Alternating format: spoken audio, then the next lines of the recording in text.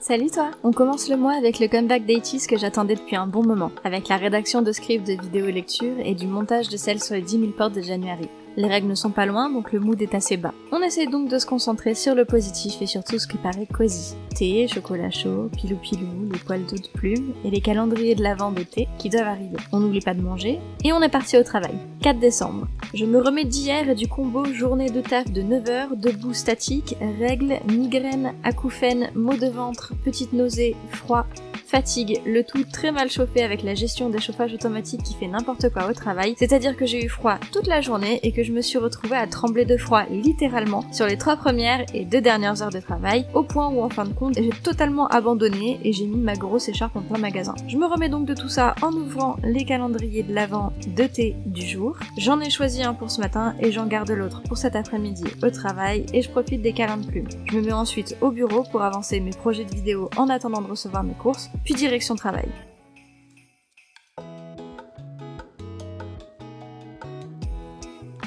« 7 décembre. Deuxième journée de 9 heures d'affilée de la semaine avant 2 jours de repos consécutifs, chose qui est assez rare pour être soulevée et appréciée. Je me motive donc avec un chocolat chaud et une orange tout en avançant les scripts des prochaines vidéos. Aussi, j'ai pu finir ma lecture audible du Seigneur des Anneaux, le Retour du Roi, qui est mon avant-dernière lecture du Pumpkin Autumn Challenge. Je vais pouvoir me concentrer sur finir la lecture du tome 1 de Blackwater, La Crue, et commencer la lecture commune de Faith in Words, le cercle du dernier libraire. Pour le moment, j'accroche pas, mais j'en suis qu'aux premières pages. La journée sera assez fatigante, mais je pense que je serai assez tranquille au travail, car je serai toute la journée en caisse, comme je l'ai été tout le mois, sans réellement être formée à autre chose. Ceci dit, hier j'ai signé mon nouveau contrat, extension du premier, qui prend acte aujourd'hui, et qui va jusqu'au 3 mars, ce qui me permet de souffler un peu et de ne pas trop m'inquiéter niveau travail pour le moment. J'en profiterai donc, maintenant que j'ai un plus long contrat, pour dire que j'aimerais sortir de caisse pour être formée à d'autres choses, pour pouvoir aider en magasin et avoir plusieurs cordes à mon arc. Le reste des jours ont été calmes.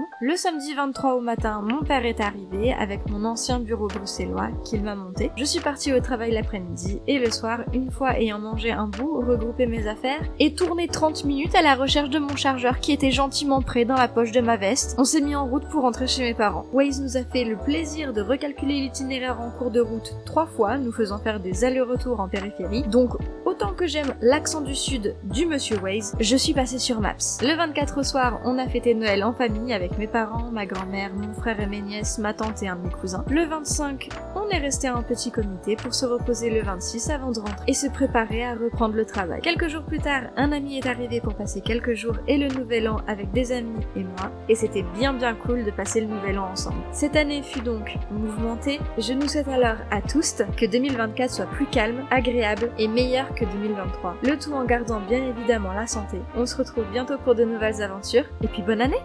Prenez soin de vous!